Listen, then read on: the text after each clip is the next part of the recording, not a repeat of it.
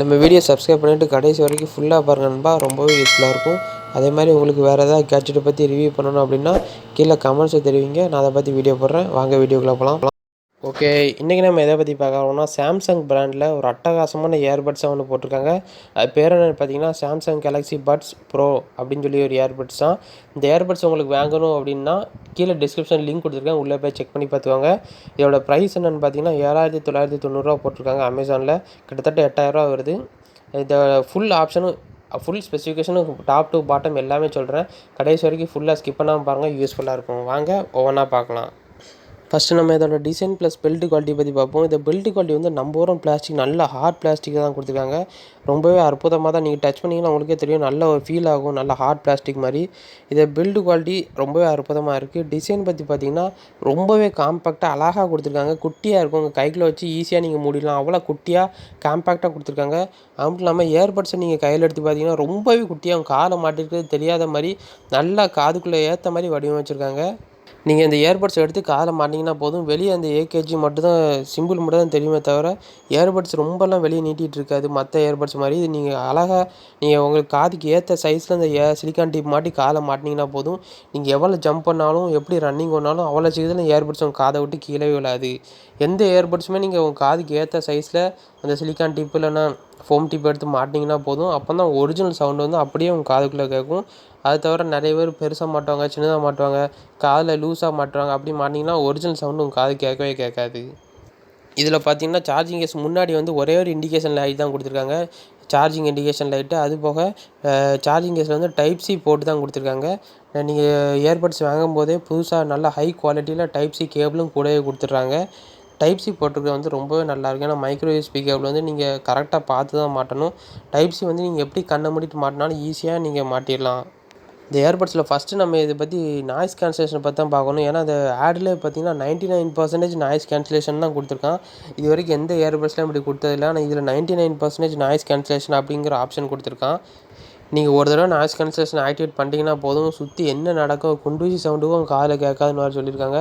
ஃபுல்லாக டோட்டலாக டம்ப் பண்ணிடுவோங்க சவுண்டை. நீங்கள் எவ்வளோ சவுண்டு க்ரௌடான ஏரியாவில் இருந்தாலும் சரி, இல்லைனா எவ்வளோ மியூசிக் சிஸ்டம் இல்லைன்னா கிளப்பில் அந்த மாதிரி கஃபே ஷாப் அந்த மாதிரி ஏதாவது ஒரு இடத்துல வந்து நீங்கள் பாட்டு கேட்டுட்ருக்கீங்க அப்படின்னா போதும், வெளியே என்ன நடக்கும் ஆட்டோமேட்டிக்காக அவங்க இயர்பட்ஸ் அந்த சவுண்டெல்லாம் டிடெக்ட் பண்ணி ஆட்டோமேட்டிக்காக அதை ரெடியூஸும் பண்ணி காதில் பாட்டு மட்டும் தான் கேட்குற மாதிரி ரொம்பவே நல்லா வடிவமைச்சிருக்காங்க. அப்புறம் இதில் இன்டெலிஜென்ட் ஆக்டிவ் நாய்ஸ் கேன்சலேஷன் இருக்கிறதுனால இது உங்கள் வாய்ஸை சென்ஸ் பண்ணி, அதாவது இப்போ எப்படின்னா நீங்கள் இப்போ பாட்டு கேட்டுட்ருக்கீங்க, சப்போஸ் யாராவது உங்கள்கிட்ட வந்து பேச வராங்க அப்படின்னா நீங்கள் பேச ஸ்டார்ட் பண்ணிங்கன்னா உடனே உங்கள் பாட்டு வந்து ஆட்டோமேட்டிக்காக வால்யூம் ரெடியூஸ் ஆயிரும். ரெடியூஸ் ஆகி நீங்கள் ஈஸியாக அவங்கள்ட்ட கான்வர்சேஷன் கான்டாக்ட் பண்ணலாம். அப்புறம் நீங்கள் பேச்சை ஸ்டாப் பண்ணிட்டு ஒரு 2 செகண்ட் வெயிட் பண்ணிங்கன்னா ஆட்டோமேட்டிக்காக சவுண்ட் இன்க்ரீஸ் ஆகி நார்மல் சவுண்டுக்கு வந்துடும். இந்த விதத்தில் இதோட அட்வான்ஸ் மாடலாக தான் கொடுத்துருக்காங்க. இந்த இயர்பட்ஸில் வந்து ஆக்டிவ் நாய்ஸ் கேன்சலேஷன் மோடு இருக்குது, அப்புறம் ஆம்பியன்ட் சவுண்ட் மோடு இருக்குது. ஆக்டிவ் நாய்ஸ் கேன்சலேஷன் மோடு என்னென்னு பார்த்தீங்கன்னா, நீங்கள் நாய்ஸ் கேன்சலேஷன் ஆக்டிவேட் பண்ணிட்டீங்கன்னா நீங்கள் பாட்டு கேட்டுட்ருக்கீங்க அப்படி இல்லைன்னா சும்மா இயர்பட்ஸை காதில் மாட்டி நாய்ஸ் கேன்சலேஷன் ஆக்டிவேட் பண்ணிட்டீங்கன்னா போதும், சுற்றி என்ன நடக்கும் எல்லா சவுண்டையும் கம்ப்ளீட்டாக டம்ப் பண்ணிவிட்டு உங்களை ஒரு தனி உலகத்தை கொண்டு போயிடும். உங்களுக்கு உங்கள் சுற்றி என்ன நடக்குன்னு உங்களுக்கு ஒரு துளி அளவு கூட உங்கள் காதில் கேட்காது, அப்படி ஃபுல்லாக டம்ப் பண்ணிடும். ஆம்பியன்ட் சவுண்ட் மோடு அப்படின்னா என்னென்னு பார்த்தீங்கன்னா, நீங்கள் பாட்டு கேட்டுட்ருக்கீங்க அப்படின்னா நீங்கள் காதில் மாட்டிருக்கீங்க அப்படின்னா யாராவது உங்கள்கிட்ட வந்து பேச வராங்க அப்படி இல்லைன்னா அவங்க சுற்றி என்ன நடக்குதுன்னு சொல்லி உங்கள் சவுண்டு காதில் கேட்கணும் அப்படின்னா நீங்கள் ஆம்பியன்ட் சவுண்ட் மோட் ஆன் பண்ணிட்டீங்கன்னா உங்களை சுற்றி நடக்கிற எல்லா சவுண்டையும் உங்கள் இயர்பட் சென்ஸ் பண்ணி கூட கொஞ்சம் சவுண்டோட நல்லா கிறிஸ்டல் கிளியராக உங்கள் காதுக்குள்ளே எடுத்து கொடுக்கும். மற்ற இயர்பட்ஸில் நீங்கள் காதில் மாட்டிங்கன்னா பாதி சவுண்டு கேட்கும், பாதி சவுண்டு கேட்காது. இந்த ஆம்பியன்ட் மோட் இருக்கிறனால வெளியே என்ன நடக்கும் அந்த சவுண்டை கிறிஸ்டல் கிளியராக அப்படியே ஒரிஜினல் சவுண்டை உங்கள் காதுக்கு கொண்டு வரும். அதனால தான் கொடுத்துருக்காங்க வாய்ஸ் டிடெக்ஷன் மோடுன்னு சொல்லி. அந்த வாய்ஸ் டிடெக்ஷன் மோடு நான் சொன்ன மாதிரி பாட்டு கேட்டுட்டு இருக்கும்போது உங்கள் வாய்ஸ் பேச ஸ்டார்ட் பண்ணிங்கன்னா போதும், ஆட்டோமேட்டிக்காக ஆம்பியன்ட் மோடுக்கு கன்வெர்ட் ஆயிரும். அதுவே நீங்கள் இயர்பட்ஸை டச் பண்ண தேவையே இல்லை. இதெல்லாம் எல்லாமே ஆட்டோமேட்டிக்காக நடக்கிறது. ஆட்டோமேட்டிக்காக ஆம்பியன்ட் மோடு கன்வெர்ட் ஆகி சுற்றி என்ன நடக்கும் அந்த சவுண்டெல்லாம் உங்கள் காதுக்குள்ளே கொண்டு வந்துட்டுருக்கும். நீங்கள் உங்கள் வாய்ஸை ஸ்டாப் பண்ணிட்டீங்கன்னா ஆட்டோமேட்டிக்காக ஆம்பியன்ட் மோடு ஆஃப் ஆகி உங்கள் பாட்டு கண்டினியூ ஆரம்பிச்சிடும். அப்புறம் இன்னொன்று என்னென்னு பார்த்தீங்கன்னா, இதில் ஆடியோ சிஸ்டம் தான் தெறிக்க விட்ருக்காங்க. அப்படி என்னென்னு பார்த்தீங்கன்னா, இதில் ப்ரொஃபஷனல் ஆடியோ சிஸ்டம் கொடுத்துருக்காங்க. அது பார்த்தீங்கன்னா இருக்கிறதுல பெரிய டிரைவர், அதாவது 11mm வூஃபர் கொடுத்துருக்காங்க. பேஸ் சும்மா வேறு லெவலில் இருக்கும். நீங்கள் 6mm 8mm டிரைவரே சோனிலலாம் பார்த்தீங்கன்னா 6mm டிரைவர் தான் கொடுப்பாங்க, அதே அவ்வளோ பேஸ் இருக்கும். இதில் பார்த்தீங்கன்னா 11mm டிரைவர் கொடுத்துருக்காங்க. பேஸு சொல்லவே வேண்டாம், நீங்கள் காதில் மாட்டி ஒரு தடவை பாட்டு ஆன் பண்ணிட்டீங்கனாலே போதும், பேஸு அவ்வளோ கிறிஸ்டல் கிளியராக இருக்குன்னு சொல்லியிருக்காங்க. நீங்கள் ஃபுல் சவுண்டு வச்சாலும் உங்கள் காது எவ்வளோ நேரம் கேட்டாலும், முக்கியமானது உங்கள் காது வலிக்கவே வலிக்காதுன்னு வேறு சொல்லியிருக்காங்க. மோஸ்ட் ஆஃப் த இயர்பட்ஸ் பார்த்தீங்கன்னா, நீங்கள் ஃபுல் சவுண்ட் வச்சு பேஸில் வச்சு பாட்டு கேட்டுட்டு இருந்தீங்க அப்படின்னா, கொஞ்ச நேரத்தில் இரிட்டேஷன் ஆகும், காது ஹீட் ஆக ஆரம்பிச்சிடும். ஆனால் இதில் அந்த ஆப்ஷன் எதுவுமே கிடையாது. நீங்கள் ஃபுல் சவுண்ட் வச்சு தாராளமாக பாட்டு கேட்டுகிட்டே இருக்கலாம். சார்ஜ் முடிகிறதாண்டிக்கு நீங்கள் பாட்டு கேட்டுகிட்டே இருக்கலாம். உங்கள் காது கொஞ்சம் கூட வலிக்காது. நீங்கள் காதில் மாட்டி கொஞ்ச நேரத்துலேயே உங்கள் இயர்பட்ஸ் காதில் இருக்கிறத நீங்கள் டோட்டலாக கம்ப்ளீட்டாக மறந்துடுவீங்க. அதுபோக இந்த இயர்பட்ஸ்லேயே ஏர் வெண்ட்லாம் கொடுத்துருக்காங்க. ஈஸியாக காதுக்குள்ளே போயிட்டு வர்ற மாதிரி ஏர் வெண்ட்லாம் அட்டகாசமாக கொடுத்துருக்காங்க.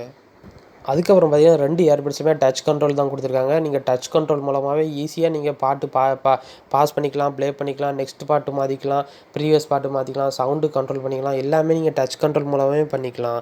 அது மட்டும் இல்லாமல் நீங்கள் 2 இயர்பட்ஸுமே அட் அ டைமில் எடுத்து யூஸ் பண்ணணுமா அப்படின்லாம் இல்லை. நீங்கள் ஒரு இயர்பட்ஸை சார்ஜிங் கேஸ்குள்ளே வச்சுட்டு இன்னொரு இயர்பட்ஸை ஒரே ஒரு இயர்பட்ஸை மட்டும் காதில் வச்சு கூட பாட்டு கேட்டுகிட்டே இருக்கலாம். ஸ்டீரியோ மோடு, மோனோ மோடுன்னு இருக்குது.